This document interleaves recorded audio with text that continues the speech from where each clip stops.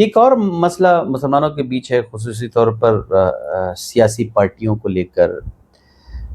कोई पार्टी किसी वक्त में अगर भाजपा से अलायंस की हुई होती है, जैसे कि ममता बनर्जी ने किसी वक्त भाजपा से अलायंस किया था, फिर चंद्रबाबू नायडू ने भी भाजपा से अलायंस किया था, फिर जनता दल ने अभी फिलहाल भाजपा से अलायंस किया है।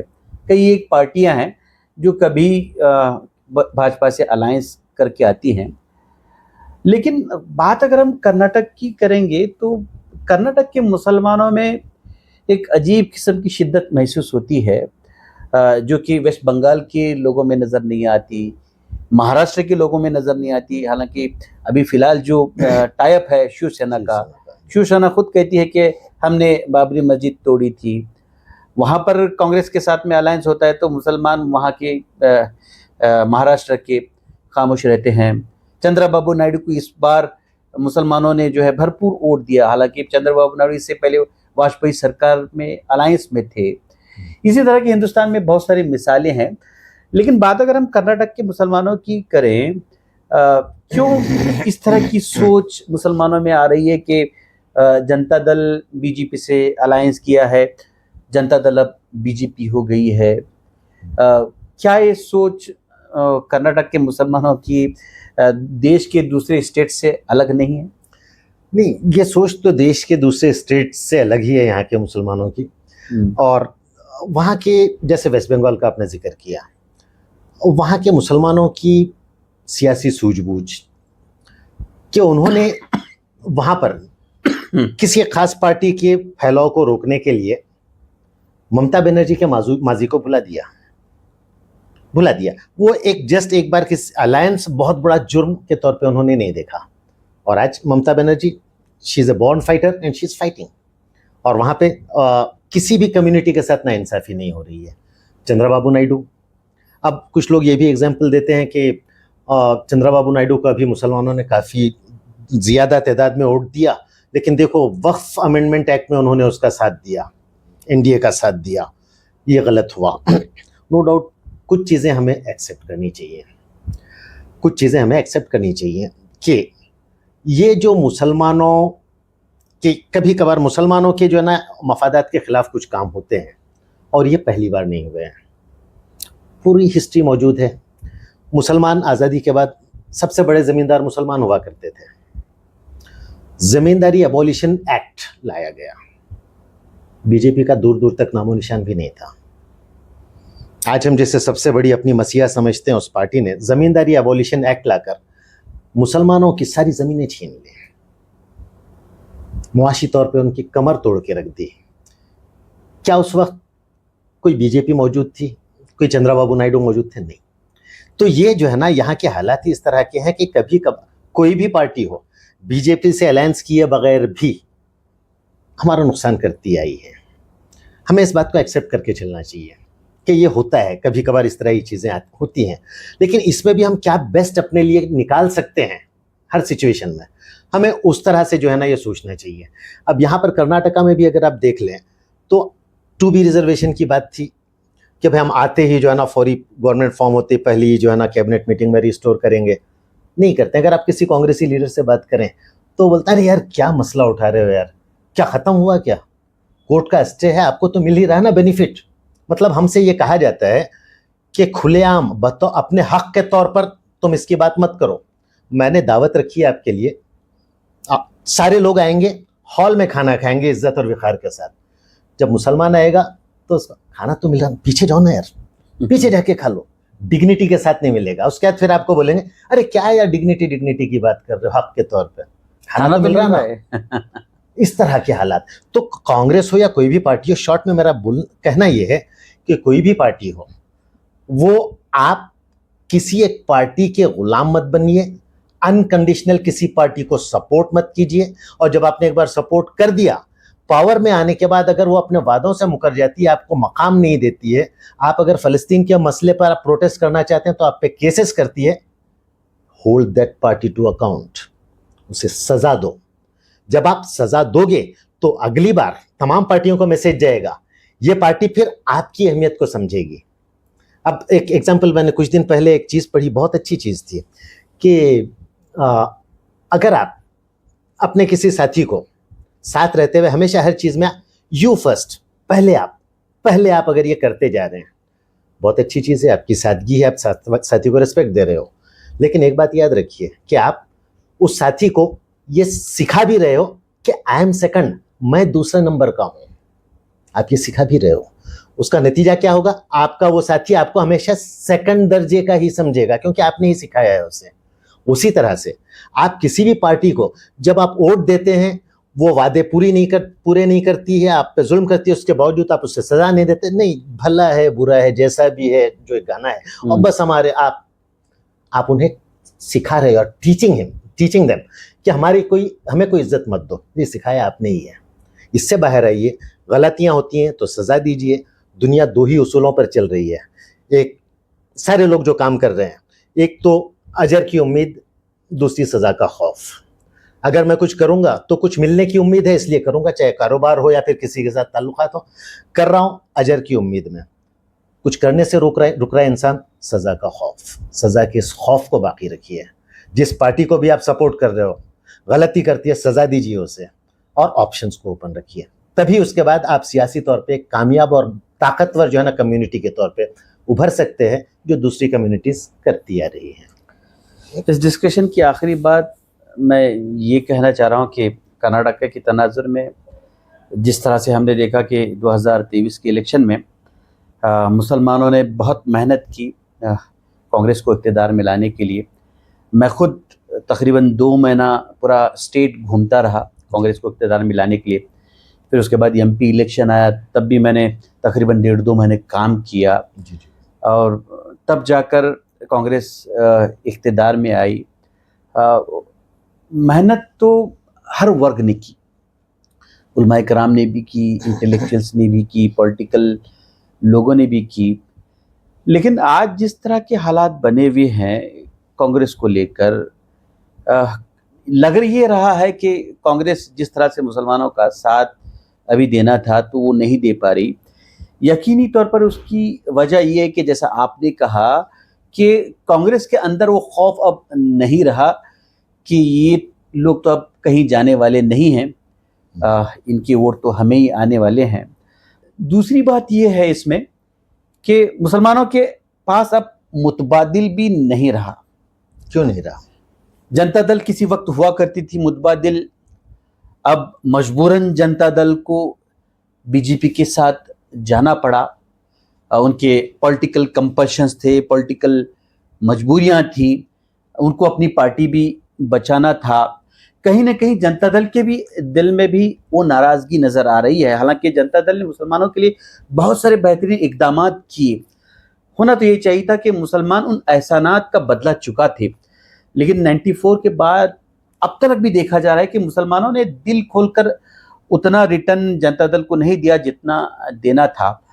अब जनता दल भी मुसलमानों के साथ नहीं है, ले दे के एक कांग्रेस है, जो कि कांग्रेस का मामला इस तरह से है कि मुसलमानों को नज़रअंदाज करते जा रहे हैं।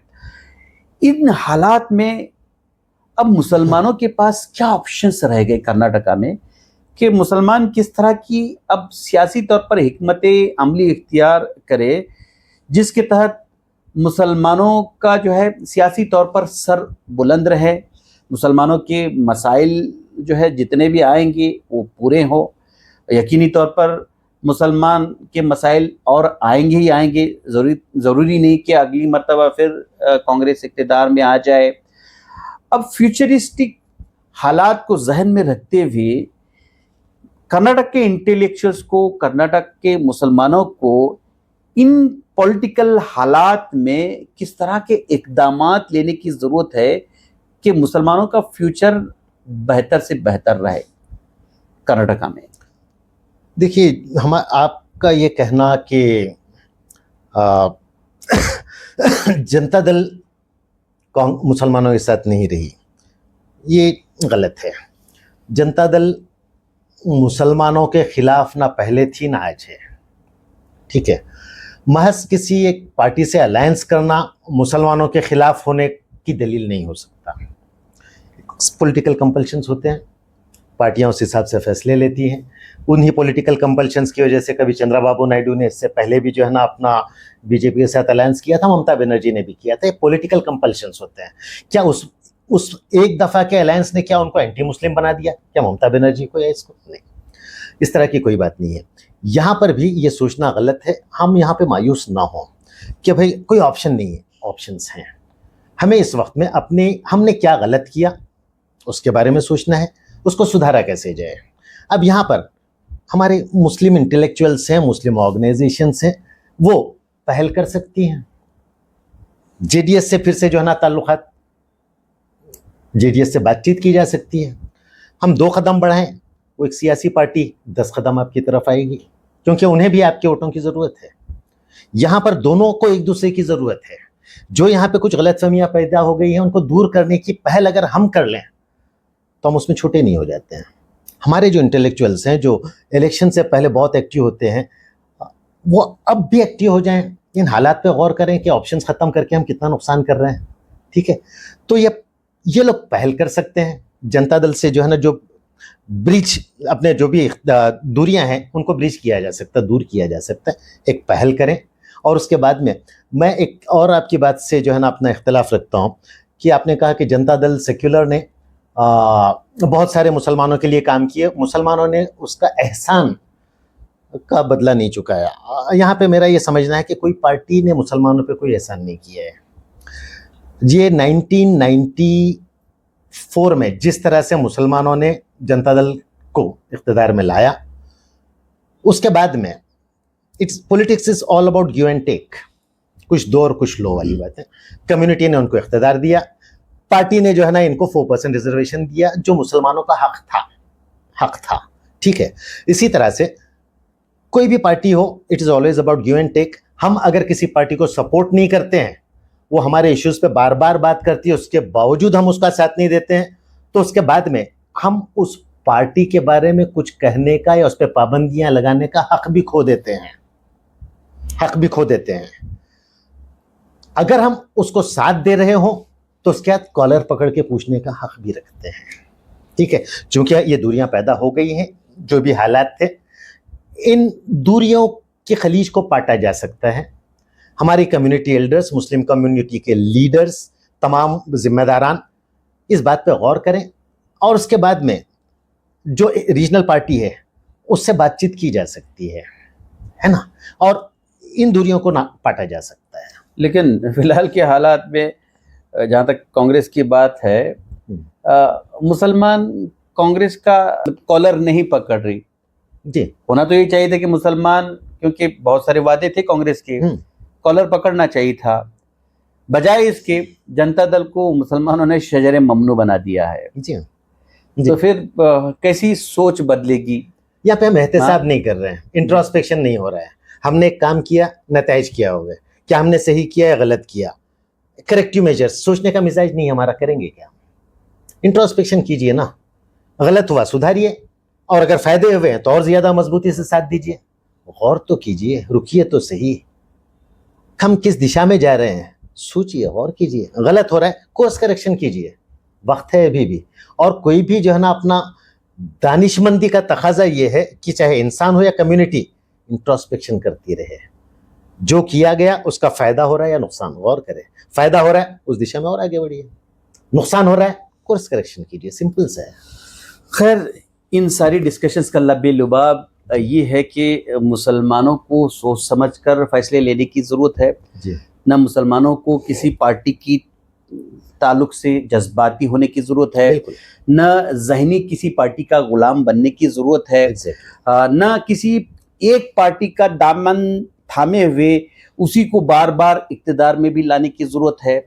मुसलमानों को चाहिए कि अगर वो पॉलिटिकली इस इलाके में बेहतरी चाहते हैं या किसी भी इलाके में बेहतरी चाहते हैं, तो एक पार्टी को इक़्तिदार में न रखें, कभी दूसरी पार्टी को लाएं, कभी तीसरी पार्टी को लाएं। अगर इस तरह का मामला होगा तो यकीनी तौर पर मुसलमानों के मसाइल को सुने जाएंगे।